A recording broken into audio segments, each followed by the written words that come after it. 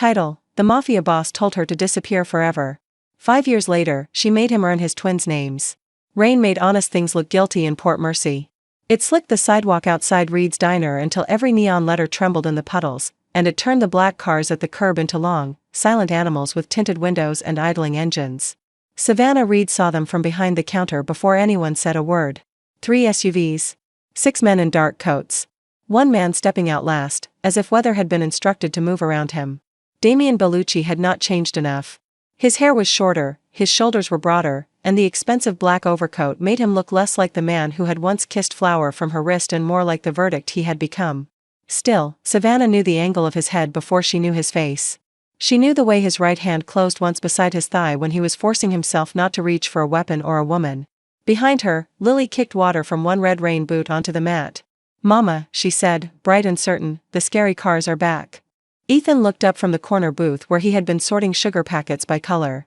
He did not speak often when strangers arrived, but he watched everything. His gray eyes lifted to the window, narrowed with a patience no 5-year-old should have possessed, and Damian Bellucci stopped under the diner awning as if the rain had become a wall. Savannah moved before he could. She set down the coffee pot, wiped her hands on the towel tucked into her apron, and pointed toward the kitchen with 2 fingers. "Boots stay on the mat. Hands washed. Both of you behind Mr. A.L.'s counter until I say." Lily opened her mouth to argue, then saw Savannah's face and obeyed. Ethan gathered the sugar packets without being asked, tucking the blue ones into his pocket because he believed every emergency required supplies. Savannah reached the door before Damian did. She did not open it all the way. She held it with her hip in one flat palm, keeping the warm diner behind her and the rain outside where it belonged. Damian looked past her once. Only once. But that single glance found Ethan, and the world altered in his eyes. Not softened. Not broken. Altered. He saw the boy's gray eyes, the black hair that curled at the temples after rain, the stubborn set of his mouth. Then he saw Lily beside him, red boots planted apart, chin lifted like a tiny queen prepared to declare war on bad manners. "Savannah," Damian said. 5 years vanished inside the sound of her name, and Savannah hated him for having that much power over one word. "You do not get to scare them," she said, "just because you finally learned where to look." The bodyguard behind him shifted. Damian lifted 2 fingers without turning his head, and the man froze. "Are they mine?" Savannah almost laughed. Because of all the first questions he could have chosen, he had chosen the one that proved he still believed truth belonged to whoever demanded it hardest. "No," she said. His face went white under the awning light. Then she finished, colder. "Not yet." Chapter 1. The diner went quiet in layers. First the dishwasher stopped clattering plates in the back room. Then old Mr. Voss lowered his newspaper and pretended he was not listening, which meant he was listening with his entire face. At table 6, a trucker with a wet cap halfway off his head forgot to raise his coffee. Even the jukebox seemed to regret choosing a slow song. Savannah kept her body in the doorway because doors were lines, and for 5 years she had survived by deciding which lines no one crossed. "You heard me," she said. "You do not get to ask that question like you're buying a shipment." Damian's eyes returned to her face. In the old days, when she had still been foolish enough to believe she could love him without being swallowed by his world, she had watched those eyes turn enemies careful, waiters attentive, and grown men fluent in apologies. They did not plead. They did not roam. They decided. Tonight they searched. "I did not know," he said. "That is not a defense. It is a result. Savannah.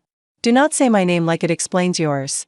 One of his men looked at the diner sign, then at the road, calculating witnesses. Savannah saw it because she had spent 5 years raising children while running a business on margins so thin they squeaked. She had learned to notice when people measured her room and forgot she owned it. "Tell your men to move the cars," she said. Damian blinked once. "They're blocking the handicap ramp, the bus stop, and Mrs. Hale's pharmacy delivery route. If your empire needs 3 SUVs to buy coffee, it can at least park like it passed kindergarten." Behind the counter, Lily whispered, "Mama said kindergarten."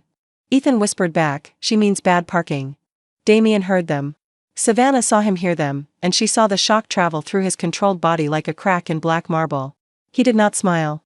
Damian Bellucci had never smiled because something was charming unless he had first decided whether charm was a threat. But his hand opened at his side. "Move the vehicles," he said, still looking at Savannah. The men obeyed so fast the trucker at table 6 muttered, "Well, that's something." "You can stand there," Savannah said, pointing to the dry patch beneath the awning. "Outside. I need to talk to you." "Then talk." "Not here. Here is where I am." The rain thickened. It beat against the awning hard enough to blur the streetlights, and for a moment Damien looked less like the feared head of the Bellucci family than like a man who had arrived at the correct address 5 years late and found the house had learned to live without him. "I was told you took money from my uncle," he said. Savannah's fingers tightened on the door. "Of course you were. I was shown transfer records." "Of course you were. I saw your signature." "You saw a signature. You did not see me." That landed. She knew because Damien stopped breathing for half a second, and once, years ago, she had known every silence in him. The dangerous ones were still. The wounded ones had weight. "Mama," Lily called, "Mr. Al says the soup is doing the angry bubble thing." "Turn it to low," Savannah called back. "He says I am not allowed to touch knobs." "Then tell Mr. Al that if he wants to keep arguing with a tomato base, he can come out here and handle the Mafia." Mr. Al's voice rose from the kitchen. "I heard that, and I'm too old for both." A sound moved through the diner, not quite laughter but close enough to prove the room was still alive. Savannah did not take her eyes off Damien. "You should leave," she said. "I will not leave without knowing their names. Then you'll learn patience." He looked past her again, and this time Savannah stepped into his line of sight with enough force to make the bell above the door tremble. Damien's gaze snapped back to her. She was not tall, not compared with him, and her green diner dress had a bleach mark near the hem, but she had 2 children behind her, 1 business under her name, and 5 years of practice refusing men who mistook volume for authority. "Look at me when you talk about them," she said quietly. "They are not clues. They are not proof. They are not your second chance wearing small shoes." Damien's jaw worked. "What are they?" "Mine," Savannah said. "Until you earn the right to become anything else." Chapter 2. 5 years earlier, Damien Bellucci had told her to disappear in a room that smelled of old leather, rainwater, and betrayal. Savannah had been 29 then, though she sometimes thought of that woman as younger because love had made her reckless. She had been the night manager at a hotel the Bellucci family used for quiet meetings, the kind of hotel where no one asked why a guest needed 3 exits and a private elevator.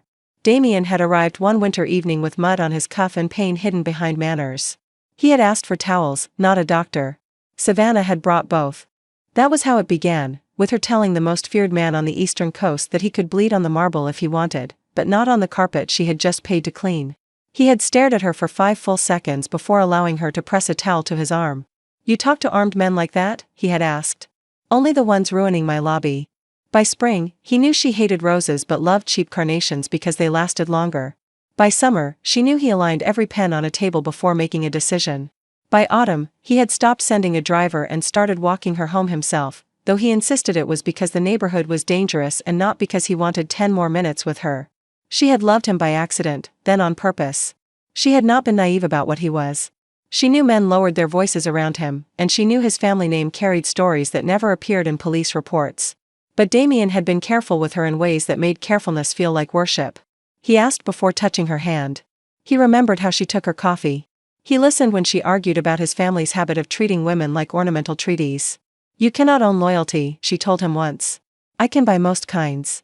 "Then you have never had the good kind." He had looked at her across the kitchen table in his private apartment, his tie undone, his sleeves rolled up, as if she had translated a language he had heard all his life but never understood. "Teach me," he said. So she did, and then his world punished them both. The accusation arrived 3 days after she told him she was pregnant. Damien's uncle, Victor Bellucci, had entered Damien's study with bank papers, security stills, and a voice heavy with false regret. He claimed Savannah had accepted money from a rival family and had been passing hotel access codes through housekeeping schedules. He claimed the pregnancy was leverage. He claimed she would run before Damien could prove it. Savannah had stood in that study with one hand over her stomach and waited for Damien to ask her one question. He did not. He stood behind his desk, every pen lined perfectly before him, and he looked at the papers because paper was safer than love. "Tell me it is false," he said. "Ask me like you want the answer. Tell me. It is false. The signature is yours. The signature is shaped like mine. The account is under your mother's maiden name." Then someone did homework. He had flinched at that because she sounded too calm, and men who lived by danger often mistrusted calm women. He thought she should cry if she was innocent. He thought panic would be proof. Savannah knew that now. At the time, she had only known that the man she loved was watching her as if the children inside her were evidence in a trial he had already lost. "Leave," he said finally. "Damien. Disappear from my city before sunrise." The words struck the room so hard even Victor looked down to hide his pleasure. "If I leave," Savannah said, "it will be because I refuse to raise children in a house where their father confuses silence with judgment." He looked at her then, really looked, and for one terrible heartbeat she thought he would cross the room. He did not. He closed his right hand beside his thigh and said the sentence that lived in her bones for 5 years. Disappear forever, Savannah. So she did. She did not go to the rival family. She did not take a dime from anyone. She took the clothes she could fit into a duffel bag, the ultrasound photo from her purse, and the address of a widowed aunt in Port Mercy who had owned a failing diner and a heart too tired to ask questions. By the time Damien's men came to the hotel at dawn, the desk clerk told them Savannah Reed had left no forwarding address. That was the first lie Savannah ever allowed to protect her children.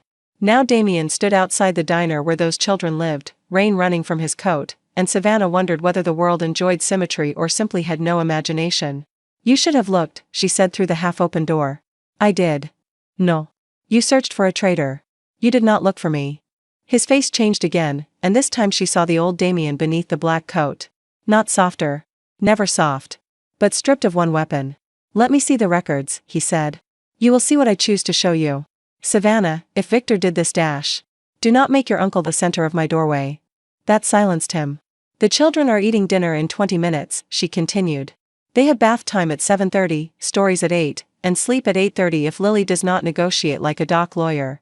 You can come back tomorrow at 10 in the morning, when they are at preschool, and I will show you enough to understand why you are standing outside. Tomorrow? Yes. You expect me to walk away tonight? I expected you to ask one question 5 years ago. We are both learning disappointment. The bell behind her jingled because Lily had abandoned instructions and padded toward the door with one red boot unlaced. Ethan followed, holding the other lace like evidence. Mama, Lily said, my boot is being dramatic. Savannah crouched without turning her back fully on Damien. Then tell it we don't reward drama after dinner. Lily studied Damien through the opening. Are you the bad parking man? Damien's eyes dropped to her face, and something dangerous in him surrendered its shape. He crouched slowly, stopping at Savannah's glance before lowering himself to the wet pavement outside the threshold. Yes, he said. I parked badly. Lily nodded, satisfied. You should say sorry to the ramp. Lily, Savannah said, though she did not try very hard. Damien looked toward the handicap ramp. Rain streaked down his face, but he did not wipe it away. I am sorry to the ramp, he said. Ethan tilted his head. Ramps don't here. Then I am sorry to the people who need it. Ethan considered this with grave suspicion. Better. Savannah felt the moment turn, and because she was not foolish anymore, she closed the door before tenderness could disguise itself as fate. Chapter 3. Damien returned at 9:50 the next morning with no motorcade. That was not the same as humility, but Savannah gave him 1 point for strategy. He arrived in one black car, parked legally across the street, and entered the diner without a bodyguard at his shoulder. His coat was dry, his suit was charcoal, and his expression suggested he had spent the night reading every mistake he had ever made in a language he disliked. Savannah poured coffee for table 2 before acknowledging him. You're early. 10 minutes. Then sit for 10 minutes. He looked toward the counter, where 2 red rain boots sat upside down on yesterday's newspaper, drying near the register. Lily had decorated the left boot with a sticker of a moon. Ethan had tied a blue sugar packet to the right one as a warning flag because he believed the boot had entered slip territory. Damien saw them and stopped. They leave them here, he asked. Only when the floor is wet. They have indoor shoes in their cubbies. Cubbies? Yes. Children use them. Try not to audit the concept. The corner of his mouth moved, not quite a smile, and Savannah hated that she noticed. She led him to the last booth after the breakfast rush thinned. It had a view of the kitchen door, the front entrance, and the hall to the bathrooms. Damien noticed. Men like him always did. Savannah noticed him noticing and slid into the seat opposite him because 5 years of running a diner had not made her less tactical. She placed a folder on the table. Copies, she said. The originals are somewhere safer. Where? If I trusted you with that, we would not be starting with copies. He accepted the answer without argument, which frightened her more than argument would have. Damien Bellucci had built a life around command, and he had never liked being handled. This morning he let Savannah set the pace. He opened the folder. The first page was the hospital record from the night Ethan and Lily were born. Savannah watched him read the date, the time, the weights, the emergency notes, and the line where father had been left blank because she had refused to write a lie and refused to give a truth to a world that might use it. His hand went still. Twins, he said. Yes. Were they early? 7 weeks. His eyes closed once, brief and controlled. Were you alone? Savannah thought of the white room, the machines, Aunt June's hand in hers, the nurse telling her to breathe while she wondered whether Damien would ever know his children existed. She thought of Lily arriving furious and loud, Ethan arriving quiet and blue around the lips, and the doctor saying they needed the neonatal unit in a voice that made Savannah understand terror as a place with fluorescent lights. I was not alone, she said. I had people who believed me. He absorbed the blade because he deserved it. The next pages were letters, each returned. Savannah had written them during the first year. Not love letters. She had not allowed herself that weakness. They were factual, dated, and written in the cleanest language she could manage while sleep-deprived. Damien, the babies were born on August 14th. They are alive. I am alive. I did not betray you. If you want proof, ask me before you send anyone else. Damien, Lily has your temper and my appetite. Ethan watches doors before entering rooms. That worries me. Damien, someone is intercepting messages. I do not know whether it is your family or mine, but if you receive this, answer through Aunt June's lawyer. Returned. Returned. Returned. He read every envelope. I never received these. I know. How do you know? Because the first one came back with an internal family routing stamp from Bellucci Security. That meant someone inside your house decided you should not see it. He lifted the envelope and saw the mark. His face did not change, but the air around him did. Savannah had watched storms gather over water. They looked calm until the boats began turning back. Victor, he said. Probably. Probably. I do not accuse without proof. I learned that from your worst day. His eyes rose to hers. I deserve that. You deserve more than that, but I have a lunch rush in 30 minutes. He looked at the next document, a bank record showing the fraudulent transfer, then the forensic analysis Savannah had paid for over 4 years in installments. The handwriting expert's conclusion was cautious but clear. The signature had been traced from a hotel tax form. The account had been opened with stolen identification. The money had been moved twice, then withdrawn by someone connected to a shell company Victor controlled. You investigated this yourself, Damien said. No. I waited 5 years eating soup from dented cans and hoping truth would develop manners. He looked at her. Yes, Damien. I investigated it myself. How did you pay for this? With tips, extra shifts, and a very ugly winter when the freezer broke. His hand closed on the edge of the folder. There was the violence everyone feared in him, but none of it pointed at her. It turned inward first, which was new, then outward toward the men who had used his pride as a locked door. I will handle Victor. Not today. Savannah. Not today, she repeated. Today you will finish reading, ask questions like a grown man, and leave before preschool pickup. They do not know who I am. They know you are the bad parking man. His mouth tightened. Do they know anything else? They know some men are dangerous because they shout, and some are dangerous because everybody gets quiet when they enter. They know both kinds must follow house rules. And what are your rules for me? Savannah leaned back. She had practiced this in her head for 5 years, though the practice had never included how his grief would look under diner lights. You do not meet them as their father today. You do not give gifts. You do not send men to watch the diner unless I ask. You do not investigate my staff, frighten my customers, buy my building, pay my debts, or solve my life like it is an unpaid invoice. Your building has debt? That was not an invitation. Understood. You may come here tomorrow morning at 7 and eat breakfast at the counter. They will be here before preschool. You may introduce yourself as Damien. If they ask questions, you answer only what I allow. Only Damien? Yes. And if they ask why I came? You say you made a very old mistake and their mother is deciding whether you are safe enough to know better. For the first time that morning, his control cracked openly. Safe enough, he said. Yes. Not good enough. Good is vague. Safe is measurable. He stared at her, and the silence between them became a room they had both once lived in. Savannah remembered his hands on her waist in a kitchen full of late-night light. She remembered him listening when she told him about her mother's debts, remembered his mouth near her ear when he said he had never been trusted with anything fragile that did not belong to the family. Now the fragile things had names he had not earned. What do I need to measure? He asked. Consistency. Respect for their routines. The ability to hear no without punishing the person who said it. The waitress station bell rang, saving them both. Savannah rose. Read the rest. I have pancakes to sell. He looked down at the folder again, but when she walked away, she felt his gaze follow her not with possession, not with suspicion, but with the terrible focus of a man discovering that the woman he had lost had been building a life more disciplined than his empire. Chapter 4. Damien arrived the next morning at 6:58. Savannah hated that he was punctual. She had wanted one easy flaw, one simple failure she could point to when the old part of her heart tried to remember how he had once looked at her over coffee. Instead, he parked legally, entered alone, and sat at the counter like a man who understood he had been given a chair, not a place. The twins burst through the side door at 7:10 with Aunt June behind them. Lily came first, wearing yellow leggings, a purple coat, and the red rain boots because the sky was threatening rain again and she believed boots worked best as warnings. Ethan followed with his backpack zipped to the top and one hand on the wall, counting tiles as he moved. Damien saw them before they saw him. Savannah saw him see them. He did not stand. That mattered.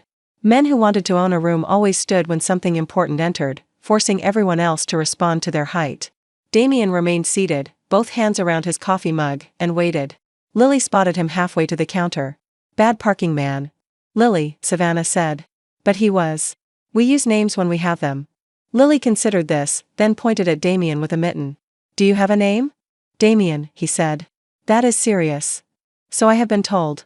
Ethan stood slightly behind his sister, studying Damien's face with the deep, silent concentration that had made preschool teachers either adore him or worry about their own secrets. You came back, Ethan said. I did. Mama said some people say things and don't do them. Your mama is right. Are you some people? Savannah turned away to pour orange juice because if she looked at Damien too closely, she might forgive the wrong thing at the wrong time. I have been, Damien said. I am trying not to be. Ethan weighed this answer. That's not a promise. No. It is a report. The boy nodded, apparently satisfied by the difference. Lily climbed onto a stool 2 spaces away from Damien and inspected his suit. You wear funeral clothes. Lily. He does. Damien looked down at himself. I have been told that too. Do you have inside shoes? No. Mama says outside shoes carry outside problems. Then I will be careful where I step. Savannah set 2 plates on the counter harder than necessary. Pancakes. Blueberries for Ethan. Strawberries for Lily. Syrup on the side because civilization matters. Mama, Lily said, Damien needs pancakes. Damien is capable of ordering his own breakfast. Damien looked at the menu board, though Savannah knew he had already read every word when he entered. Pancakes, please. Plain, blueberry, or strawberry? What do you recommend? For you? Plain. Less chance of dramatic feedback. Lily giggled. Ethan hid a smile behind his juice. Damien accepted plain pancakes like a man accepting a court sentence. When Savannah placed the plate before him, his fingers brushed hers for one brief second. Nothing more than accidental contact. Nothing more than skin remembering a language neither of them had given it permission to speak. She pulled back first. He let her. That was the first irreversible signal. Not the touch. Not the heat that moved through her despite every sensible wall she had built. The signal was that Damien Bellucci, who had once responded to fear by controlling everything in reach, felt her retreat and did not follow. He lowered his hand to the counter, spread his fingers once, and stayed still. Aunt June watched from the register with the expression of a woman who had survived 2 husbands, 1 hurricane, and Savannah's early 20s. She waited until the children were busy eating before leaning near Savannah. He's prettier than I expected, she murmured.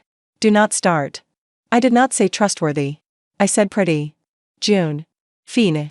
He's pretty in a felony way. Savannah choked on a laugh and hated herself for it. Damien's eyes flicked toward her, and something in his face eased for one unguarded second.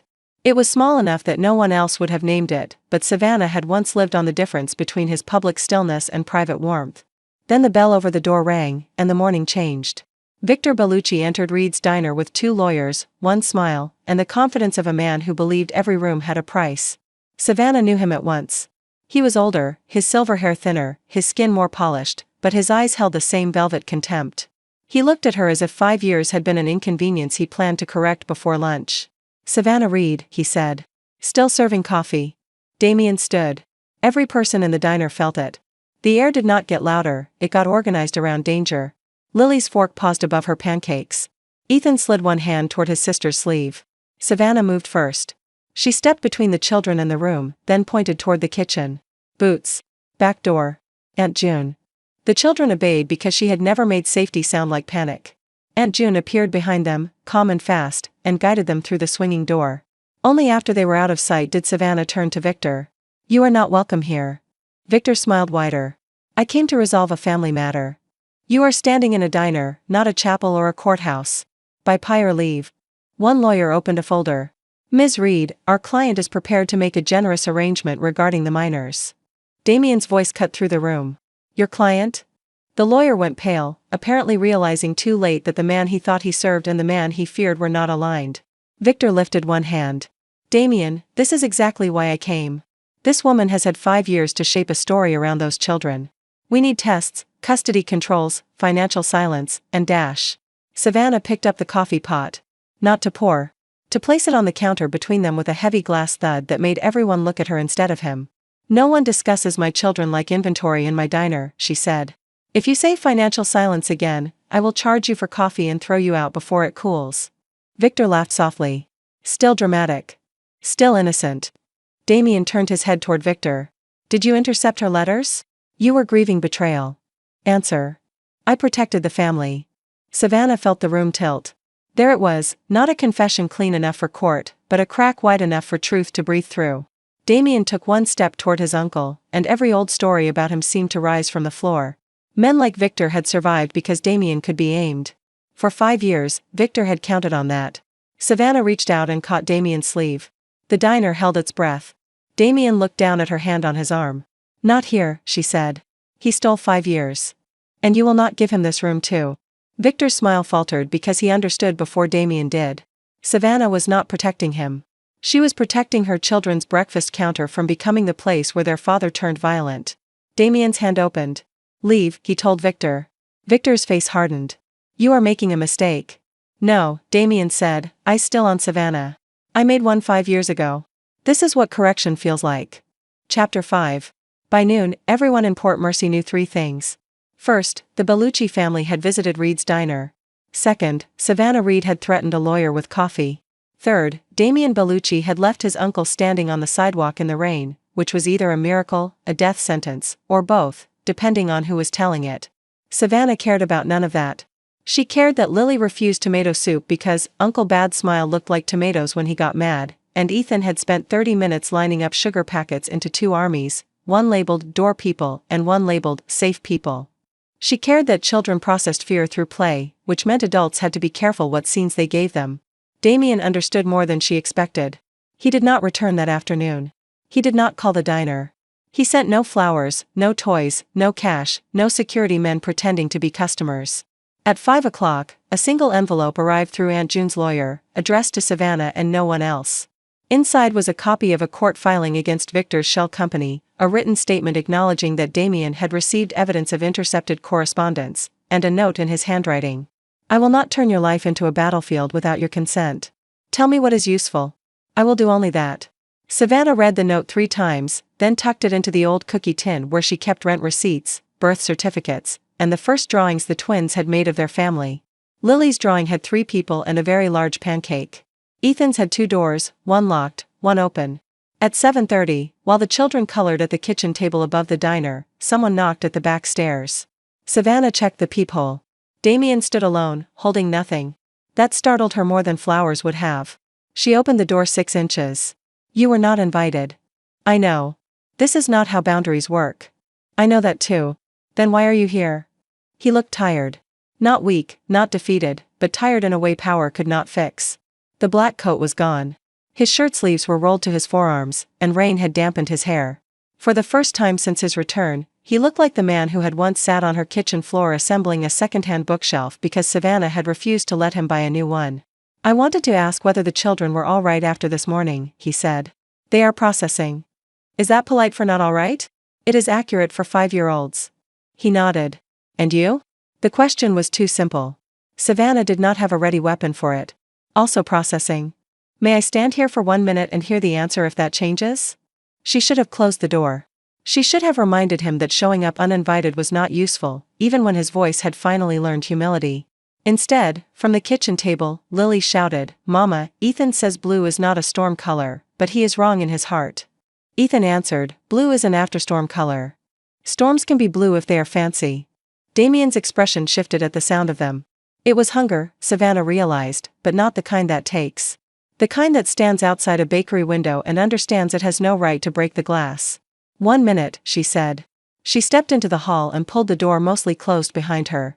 Damien looked at the chipped paint, the narrow stairs, the laundry basket near her foot, the children's boots lined by the mat. The red rain boots were there, soles clean, toes pointed toward the door like tiny guards. They wear them everywhere, he asked. Lily says red boots make puddles respect her. And Ethan? Ethan says the color makes them easy to find in a hurry. Damien lowered his gaze. He thinks in exits. Yes. Because of me? Because children notice what adults try to hide. He has never met you until now, but he has lived with my caution. The words hurt him. She saw it and did not soften them. Tell me what they need, he said. From you? From anyone. From me if I am allowed. Savannah crossed her arms because otherwise she might reach for the railing, and she refused to look less steady than she was. They need routines kept. They need adults to explain changes before making them. Lily needs choices that feel big but are actually safe. Ethan needs people not to lie just because they think he is too quiet to hear it. And you? I need men to stop asking what I need as if the answer will absolve them. He accepted that too, which irritated her. I cannot change 5 years, he said. No. I can make the next 5 less expensive. Money is not the first debt. I know. Do you? He looked at the red boots again. No. But I am starting where I can count. Tomorrow is breakfast. Friday is the preschool art show if you allow me to stand in the back. Saturday, Lily has a puddle walk because the weather report says rain and she appears to have diplomatic relations with water. Ethan likes the library at 10 because the building has 4 exits and a quiet corner. They sleep at 8:30 unless Lily negotiates. Savannah stared at him. Aunt June, he said, answering the question before she asked. She told me after threatening to pour soup in my shoes if I used the information badly. She would. I believed her. Savannah wanted to laugh again. She hated that grief and anger were not strong enough to kill every tender reflex. They only taught tenderness to keep its eyes open. You cannot schedule your way into fatherhood, she said. No. But I can stop arriving like weather. That was too close to understanding. Behind the door, Ethan's voice rose. Mama, Lily is coloring the Mafia man with purple hair. Lily shouted, he looked sad. Purple helps. Damien went completely still. Savannah closed her eyes for 1 second. When she opened them, he was looking at the door as if it had become a church. They know the word Mafia, he asked. They hear things. Also Mr. L calls every man in a black suit Mafia, insurance, or both. Savannah. They know you are dangerous. They do not know why. I have not made you a bedtime monster, Damien, if that is what you are afraid of. I am afraid of what I deserve. Good. Start there. He almost smiled, and this time she did not hate noticing. He reached into his pocket slowly, then stopped before removing anything. May I give you something? Depends. It is not money. Proceed with caution. He took out a small paper card. No velvet box, no black card, no glittering solution. It was a library card application, folded once, with his signature already on the sponsor line but no address filled in. Aunt June said Ethan needs an adult sponsor for the expanded children's archive because the library rules are archaic. I sign nothing else. If you approve, you fill in what belongs there. If not, you throw it away. Savannah took the paper. The gesture should not have mattered. It was minor, almost mundane, but that was why it pierced. Damien had not tried to buy the library. He had not called the mayor. He had not sent a donation large enough to rename the children's wing. He had signed 1 line and left the rest to her.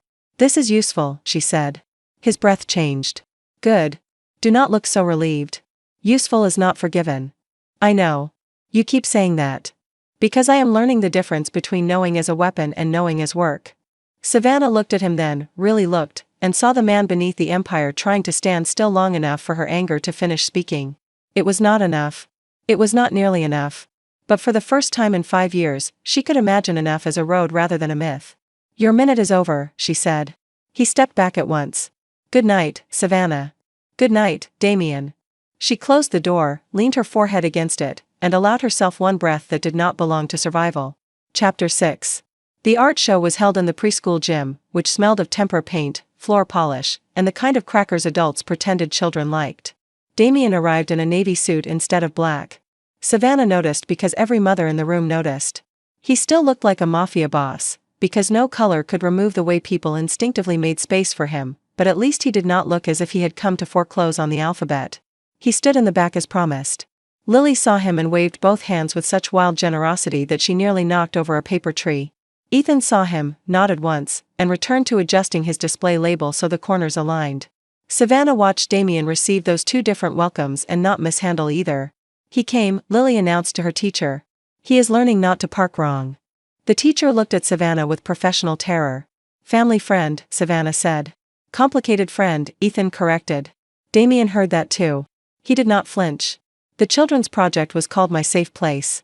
Lily had painted the diner in red, yellow, and a heroic amount of purple.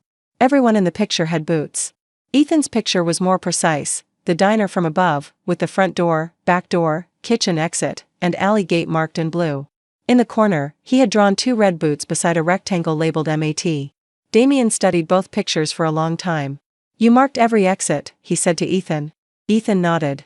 "So people don't bump into each other when they leave. That is good planning. Mama says planning is not the same as being scared." "Your mama is right." Lily tugged Damien's sleeve. Savannah tensed, then forced herself not to intervene when Damien lowered himself to one knee, bringing his eyes level with hers while keeping his hands visible. "Why do you wear serious clothes?" Lily asked. "Because serious men taught me serious clothes made people listen." "Do they?" "Sometimes. Mama listens in pancake clothes." "Your mama could make kings listen in pancake clothes." Savannah turned sharply toward the refreshment table, but not fast enough to hide the heat in her face. Aunt June, who had come for moral support and free cookies, made a small satisfied noise. Then Damien did something worse. He looked at Savannah not with apology, not with grief, but with open admiration. In a room full of finger paintings and paper suns, the head of the Bellucci family looked at the woman he had once cast out as if she were the only sovereign present. That was the second romance signal, and this time she could not pretend it belonged only to the past. The trouble began near the exit. A man Savannah did not know waited beside the coat rack, speaking too softly into a phone. His suit was not expensive enough to be Bellucci and not cheap enough to be harmless. When Savannah moved closer, she heard Lily's name. She did not wait for Damien. Savannah crossed the gym, picked up a tray of paper cups from the refreshment table, and accidentally spilled lemonade across the man's shoes and phone. The phone hit the floor. The screen lit before he could grab it, showing a message thread with Victor's name at the top and a photograph of Ethan's exit map. The man cursed. Savannah stepped on the phone. Every parent in the gym turned. "Oh, I'm sorry," she said, without sounding sorry at all. "These paper cups are slippery when someone is photographing children." Damien appeared beside her, not in front of her. That mattered too. He did not block her from the room or take the scene away. He stood at her shoulder, a dark, controlled presence, and let the room see that Savannah had acted first. "Who sent you?" Damien asked. The man looked at him and lost color. "No one." Savannah pressed her heel harder on the phone. The screen cracked. "Try again." "I have cleaned gum from under diner tables with more spine than that answer." Several mothers gasped. Aunt June whispered, "That's my girl." Damien's mouth moved. This time it was definitely almost a smile. The man tried to step around them. Damien did not touch him. He only said, "If you move toward the children, you will spend the rest of your life missing ordinary choices." The man stopped. Savannah bent, picked up the broken phone with a napkin, and handed it to Damien. "Evidence. Chain of custody is probably wrecked, but the message is visible." "You know chain of custody?" "I watch crime shows while folding towels." "Of course you do." The police arrived because the preschool director had more courage than anyone expected and called them at the first mention of photographed children. Damien cooperated with a politeness so exact it frightened the responding officer into sweating. Savannah gave a clear statement. Lily and Ethan stayed with Aunt June near the mural wall, safe and distracted by cookies. Only after the man was taken out did Damien turn to Savannah. "You stepped on his phone." "Yes." "You did not wait for me." "No." "Good." The word moved through her before she could guard against it. Not because she needed praise, but because once, 5 years ago, Damien had punished her for being calm under accusation. Now he had watched her act, watched her choose, watched her protect their children with lemonade and nerve, and he had called it good. "Do not sound proud," she said. "I am proud." "You do not have the right." "Then I will hold the feeling without claiming the right." That answer was unfairly good. Savannah looked away first. Chapter 7. Victor summoned the family council 2 days later. He did it through lawyers, old allies, and a priest who owed him money, which told Savannah everything she needed to know about the shape of his fear. Damien received the notice at the diner during lunch. He read it once, folded it, and placed it beside his untouched coffee. "They want blood tests," he said. Savannah refilled ketchup bottles. "Of course they do. They want temporary guardianship review." The bottle in her hand stopped. "They can want in one hand and count ketchup packets in the other." "That is not the phrase." "It is in my diner." "Savannah." "No." He looked up. "I have not asked anything. You were about to suggest handling it quietly." "I was about to suggest bringing my lawyer." "Good. Bring 2. I will bring receipts." Damien leaned back, studying her face. "You want to attend? Those men discussed my children without me once. They will not do it again. It will be ugly. I own a diner. Yesterday a tourist asked whether our clam chowder was vegan. That is not the same danger." No, but it prepared my patience. He almost smiled again, then sobered. They will try to paint you as opportunistic. I have tax records, hospital bills, returned letters, and 5 years of unpaid child support I never asked for. Let them try. They will ask why you did not come sooner. And I will ask why your family mailroom has better security than your conscience. For a moment, he only looked at her. I love that about you. The ketchup bottle slipped. Savannah caught it before it hit the floor, but red sauce splashed across her apron in a shape that made table 5 applaud. Careful, she said, too sharply. I said loved, not love.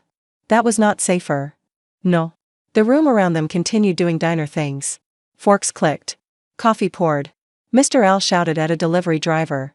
But between Savannah and Damien, everything narrowed to the narrow counter space where old love, new evidence, and dangerous honesty stood too close together. I am not asking you to forgive me because I loved you, Damien said. I am telling you because it was true then, and avoiding true things made me stupid enough to lose you. You did not lose me like keys. No. I threw away the map and blamed the door. Savannah stared at him despite herself. Have you been rehearsing? No. I have been awake. That, she believed. Damien had always slept badly when guilt found an address. The council met in a private room above an old restaurant near the harbor, the kind of place where portraits of dead men watched living men repeat their mistakes. Savannah wore a dark green dress, low heels, and no jewelry except the small silver locket Aunt June had given her after the twins were born. Inside were 2 curls of baby hair, one dark, one almost black. Damien arrived separately because she insisted. We do not enter as a couple, she told him outside the building. What do we enter as? The woman you wronged and the man trying not to make it worse. Accurate. The family council included 8 men, 3 women, 1 lawyer, and Victor at the head of the table despite having no right to sit there. He smiled when Savannah entered, but the smile thinned when Damien did not take the chair beside him. Instead, Damien remained standing until Savannah chose a seat, then stood behind and slightly to her right. Not in front. Not above. With. The first lawyer began with phrases like best interest, uncertain paternity, and financial stability. Savannah let him speak for 4 minutes because interrupting too early could look emotional, and she had not survived 5 years to hand them a stereotype. Then she opened her folder. Before anyone says another word about my children's best interest, we will establish which adults in this room have already acted against it. Victor laughed. This is not a diner, Ms. Reed. You cannot threaten us with coffee. No, Savannah said. Here I brought paper. She passed copies down the table. Returned letters. Hospital bills. The forged transfer analysis. The preschool phone incident report. The internal routing stamp. Victor's shell company records. She did not shout. She did not tremble. Her voice remained steady because competence was not the absence of pain, it was pain made useful. For 5 years, she said, I raised Ethan and Lily without asking this family for a penny, a guard, a favor, or a name. I am not here because I need your approval. I am here because you tried to turn my children into a problem to be managed, and I am done letting men with clean cuffs make dirty decisions in private rooms. One of the women at the table looked down, hiding a smile. Victor's face hardened. You expect us to believe you kept those children from their father out of principle? No, Savannah said. I kept them from a house where a forged signature mattered more than my voice. Damien inhaled behind her. Victor saw the opening and struck. Damien acted on the evidence he had. Savannah turned slightly, not to Victor but to Damien. Did you? The room became still. Damien could have defended himself. 5 years ago, he would have. He could have said the evidence had been overwhelming, that betrayal had been plausible, that enemies had been circling, that Savannah's calm had looked like guilt because he had been taught innocent people panicked. All of those things might have been partially true. He said none of them. No, he said. I acted on fear and pride. Victor's smile vanished. Damien looked at the table, then at Savannah. I had evidence placed in front of me by people I trusted because trusting them was easier than trusting a woman who asked me to become better than my training. I did not ask the question that mattered. I did not protect her. I exiled her while she was carrying my children. No one moved. Ethan and Lily are mine, he continued, if Savannah permits me the honor of becoming theirs. Until then, no one in this room will speak of guardianship, custody, blood, money, or family reputation as if she is absent from the sentence. Victor stood. You would let this waitress dictate Bellucci's succession? Savannah stood too. Diner owner, she corrected. Mother. Witness. And the only person in this room who kept your bloodline alive without using it as a bargaining chip. That was the moment the room shifted. Not because Savannah had won every legal point.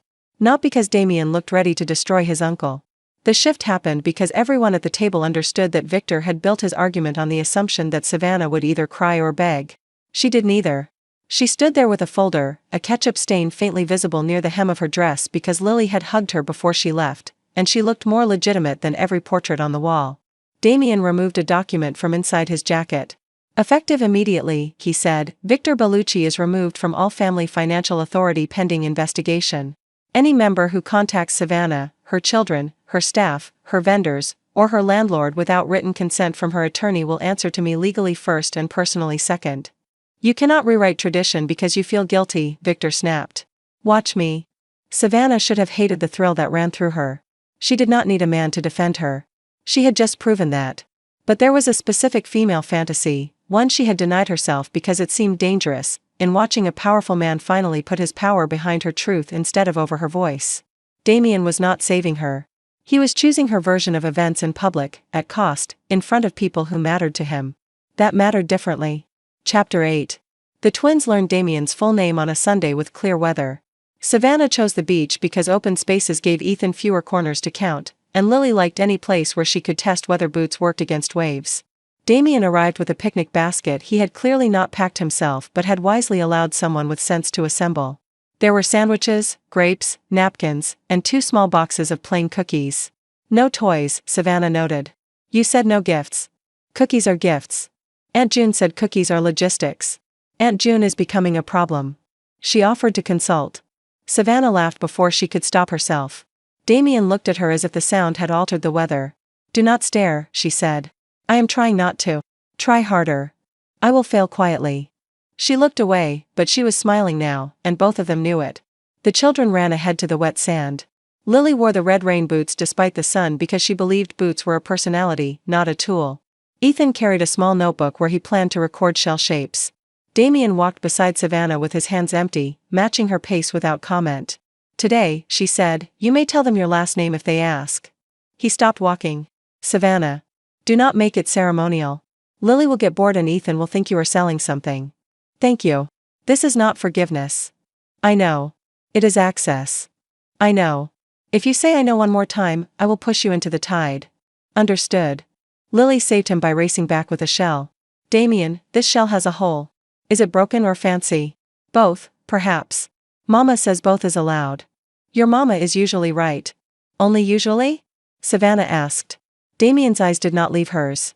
Always when it matters. Ethan approached more slowly. What is your other name?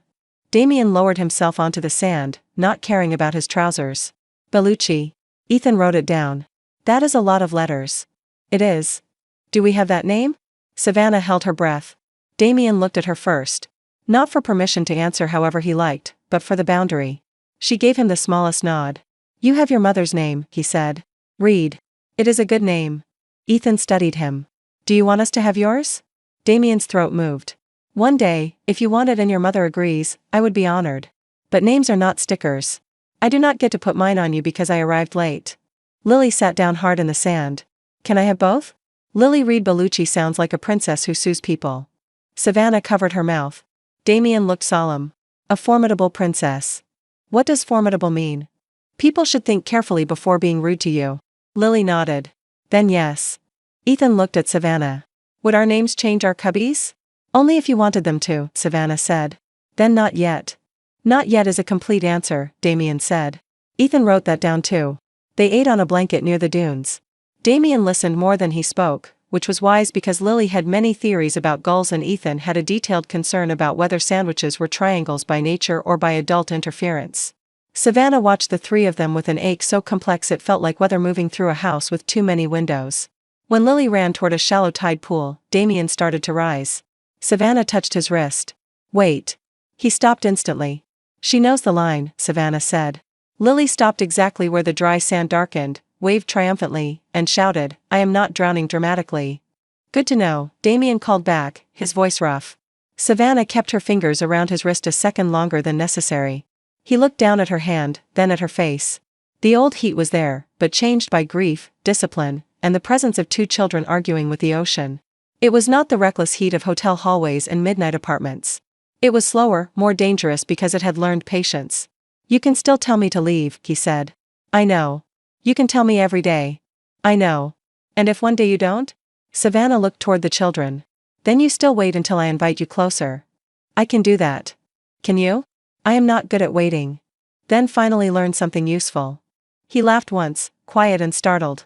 It was the first real laugh she had heard from him since his return, and it broke something open in her that was not forgiveness but might, eventually, become trust. That night, after the children slept, Damien sat on the wet bench outside the diner as promised. It had rained again, a short summer burst that left the air smelling of pavement and salt. Savannah found him there with his coat folded beside him, his shirt sleeves damp, his hands resting empty on his knees. You know there are chairs inside, she said.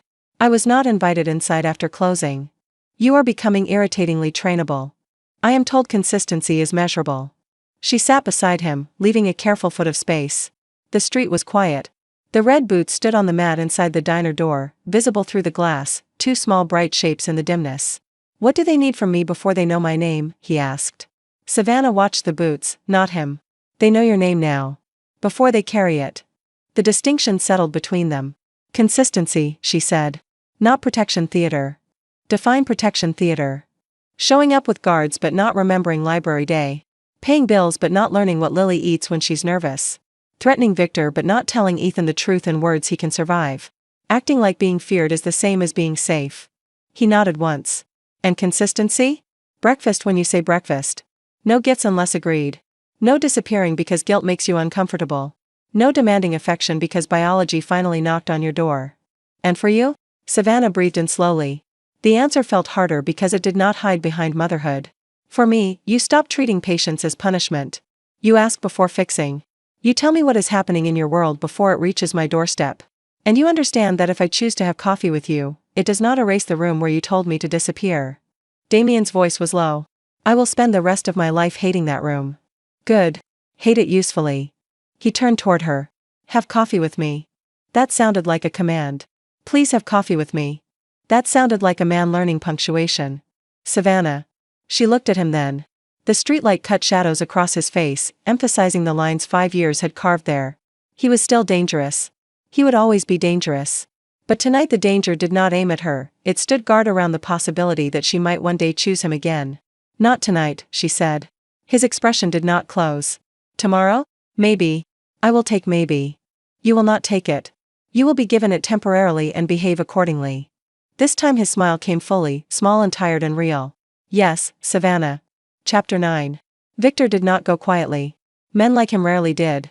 They preferred rooms where whispers could become policies before honest people found chairs. But Damien had learned something from Savannah, and for once he did not try to solve the problem by becoming the most frightening man in the room. He became the most documented one. He brought accountants. He brought lawyers. He brought the returned letters, the forged signature report, the preschool phone incident, and 3 former employees Victor had underpaid badly enough to make truth feel profitable. Savannah brought coffee in a steel thermos, 2 folders of her own, and Aunt June, who wore pearls and carried a handbag heavy enough to qualify as a civic warning. The final hearing happened in a family office above the Bellucci shipping building. It was not a court, but it had consequences. Victor had called in old loyalties. Damien called in records. Savannah called in memory. You have no standing here, Victor told her when she entered. Savannah placed the red rain boots on the conference table. They were clean, dry, and absurd under the chandelier. Every person stared. These are standing, she said. Mine is extra. Damien looked at the boots, then at her, and if they had been alone she might have smiled. Instead, she opened her folder. For 5 years, those boots walked through a life your choices shaped. Preschool. Flu shots. Grocery stores. Emergency rooms. Library mornings. Diner nights. They stood at doors while I decided whether the world outside was safe enough.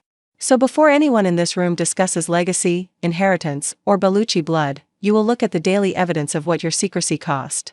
No one laughed. Victor tried contempt first. Atuchingprap. A measurable record, Savannah said. Size changes, dates, receipts.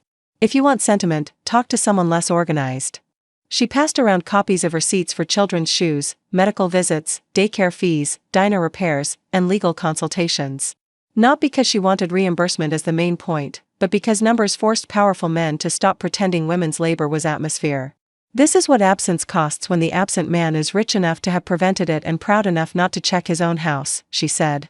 Damien stood beside her chair, not behind it this time. Beside. The Bellucci family will repay every documented expense with interest, he said. Savannah turned. No. The room stirred. Damien looked at her. No. You will place the money in separate trusts for Ethan and Lily, controlled by a trustee I approve, with no family conditions attached. My rent, my diner, and my life are not for back purchase. One of the older women at the table murmured, good. Damien nodded. Done. Victor's face reddened. You let her dictate terms in front of the council? No, Damien said. I listened to the mother of my children in front of the council. Savannah felt the sentence move through the room like a door opening. Then Victor made his final mistake. Your children, he said, voice sharp with age and desperation. If they are even yours. We have only her word and her little boots. Damien went still. Savannah saw the old violence rise. She also saw him master it, not because he lacked the desire to cross the table, but because two red rain boots sat between them like a promise. He did not touch Victor. He did not raise his voice. You will never speak about them that way again, he said. Victor smiled, thinking control had won. Savannah opened the last page in her folder. Paternity reports are already complete. Damien turned to her sharply. You did not ask me for one, she said. I did not need your permission to protect my children from future courtroom theater. Aunt June's lawyer arranged it through a private lab using the sample from the coffee cup you left at the diner after breakfast, which is legally messy enough that I will not use it unless forced, but scientifically clear enough to end this room's little performance. Aunt June lifted one finger. I sanitized nothing. For the record. Savannah continued. Ethan and Lily are Damien's children. More importantly, they are mine. Any man in this room who can only respect the first fact will not be permitted near the second. For 3 seconds, Damien looked at Savannah as if she had just rewritten gravity. You knew, he said. I knew before the report. Biology was never the question. Behavior was. Victor sat down slowly. His empire of suggestions had run out of fog. By the end of the hour, he was stripped of authority, his accounts were frozen pending legal review, and 3 men who had supported him discovered retirement could arrive very suddenly when Damien Bellucci signed documents with a steady hand. But the moment that mattered to Savannah came after the others left. Damien remained in the conference room, the red boots between them. You could have used the report to force recognition immediately, he said. I could have. Why didn't you? Because I did not want you to choose them because a lab made it impossible not to. Savannah. I wanted to see whether you could choose them before certainty made you comfortable. He looked down at the boots. When he spoke, his voice was rough enough to make her look away. I choose them. Good. I choose you too. Her heart lurched, but her voice stayed steady. That is not a term on the table. I know. It is not a demand. Then what is it? A truth I should have had the courage to say when truth still had a home. The room felt too large around them. Savannah picked up the boots because she needed something to do with her hands. Truth can visit, she said. It does not move in without references. His mouth softened. What references does it need? Breakfast. Library day. No missed calls when you say you will answer. No secrets that affect my doorstep. No using the children to reach me. No using me to forgive yourself. And coffee? Maybe coffee. Tomorrow? You are persistent. I am trainable. She laughed then, helplessly, and this time there was no ketchup bottle to hide behind. Chapter 10. 3 weeks later, Damien knew that Lily liked her eggs scrambled but would trade them for pancakes if blueberries were involved. He knew Ethan preferred the library side entrance because the front door squeaked, and he knew not to call that fear. He knew bath time was not negotiable, story time could be negotiated only by one book, and Aunt June's soup threats were not metaphorical. He missed nothing. Savannah did not praise him for basic decency. That would have been an insult to them both. But on the 22nd morning, when Rain returned to Port Mercy and Lily could not find her red boots, Damien found them under the diner office couch, where Ethan had placed them after deciding the floor near the door was too splashable. He brought them to the counter without ceremony. Lily held out one foot. You can help if you know the bunny ears way. Damien looked at Savannah. Do you? She asked. I know 6 knots for maritime restraint and 3 for field sutures. So no. Lily sighed with devastating pity. Mama, he is not ready. Teach him, Savannah said. Damien crouched on the diner floor in a charcoal suit while Lily demonstrated the bunny ears method with the solemn patience of a tiny instructor. Ethan observed from the booth, correcting sequence errors. Mr. L came out of the kitchen specifically to witness the feared Damien Bellucci being told his loops were emotionally uneven. Damien listened. He tied the left boot badly, untied it without complaint, and tried again. On the 3rd attempt, the bow held. Lily inspected it, tugged both loops, and nodded. Acceptable. High praise, Savannah said. She is exacting, Damien replied. Lily hopped down. Now say the thing. He looked up. What thing? Mama says when people help family, they don't make a parade, but they do say thank you. Damien looked at Savannah from the floor.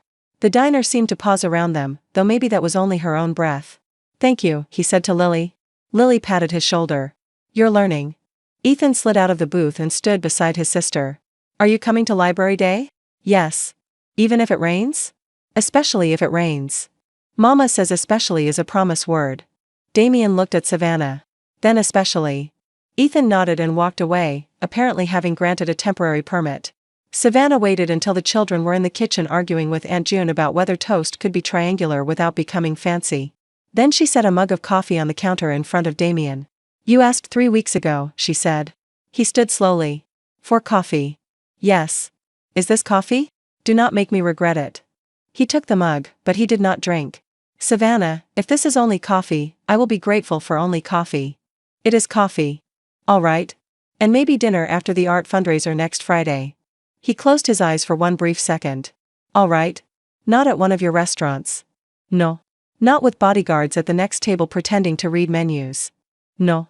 And if you buy the restaurant afterward, I will throw you into the harbor. Understood. She leaned against the counter, suddenly aware of every inch between them. The diner was not empty, not romantic, not quiet in the way old fantasies promised. It smelled of coffee, toast, rain, and disinfectant. Somewhere in the back, Lily was singing a song about boots conquering puddles. Ethan was correcting the rhyme scheme.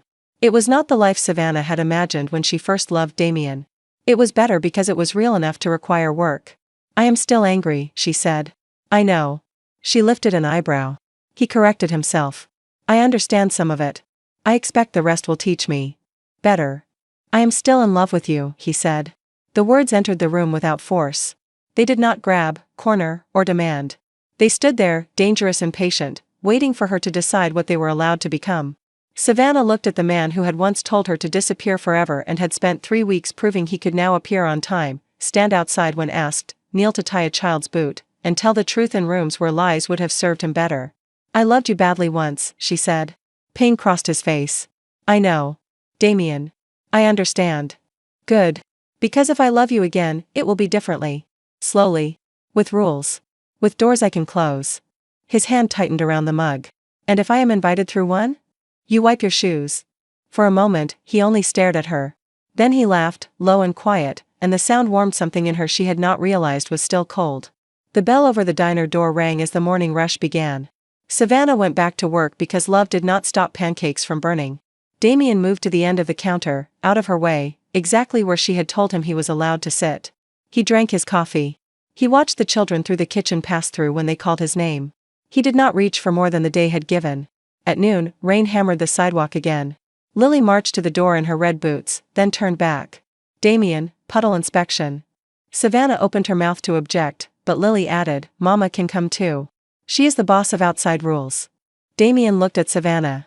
Well, she asked. I am waiting for the boss of outside rules. Ethan appeared with a clipboard made from a menu backer and a pencil stub. We need 3 adults because the alley puddle is suspicious. 3 adults? Damien asked. Mama, Aunt June, and you. The room went still in Savannah's chest. Not father. Not yet. Not family in the careless way adults like to rush children's hearts. But adult. Included. Named as part of the small expedition required to inspect a suspicious puddle on a rainy afternoon. Damien understood. His face changed with the effort of not making the moment too large for the child who had offered it. I would be honored, he said. Lily frowned. It is a puddle, not a wedding. Right. I would be prepared. Better. Aunt June emerged with an umbrella and a grin. I am supervising all of you. Savannah untied her apron. She took the red umbrella from the hook, checked the street, and opened the door. Rain smell rushed in, sharp and clean. Lily stepped out first, boots bright against the gray sidewalk. Ethan followed, careful and observant. Aunt June came behind them, muttering about damp knees. Damien waited until Savannah moved. That was what made her turn. 5 years ago, he had ordered her out of his life because waiting for truth had felt impossible.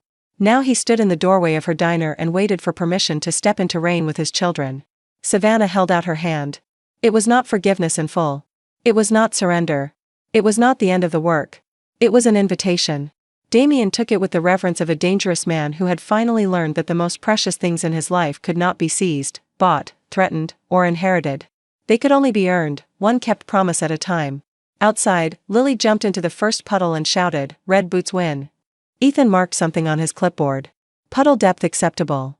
Aunt June laughed under the umbrella. Savannah looked at Damien through the rain, her hand still in his, and saw the future not as a grand rescue or a clean erasure, but as a sequence of ordinary mornings where he showed up, listened, learned, and stayed. That was less dramatic than the old love. It was harder too. It was also the first version she could trust. "Tomorrow is library day," she said. "Especially if it rains," Damien answered. And this time, when the children ran ahead in their red rain boots, Savannah let him walk beside her,